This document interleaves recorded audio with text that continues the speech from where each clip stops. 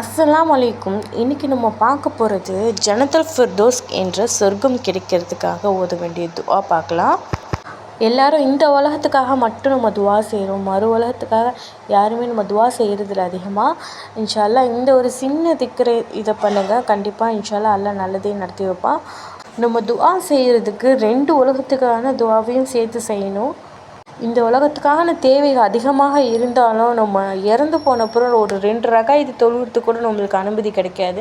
அதனால் இன்ஷா அல்லாஹ் இந்த உலகத்துலேயே நம்மளுக்கு மறு உலகத்துக்கான தேவையும் துஆ செஞ்சுக்கும். நான் சொல்கிற இந்த துஆவை ஒவ்வொரு ஃபர்லான தொழுகைக்கும் பிறகும் 11 முறை இல்லாட்டி 21 முறை இல்லது 41 தடவை உங்களுக்கு எத்தனை வாட்டி ஓதுனா வசதியாக இருக்குமோ அத்தனை வாட்டி ஓதிக்கங்க. முதல்ல நம்ம பொருளை பார்ப்போம்.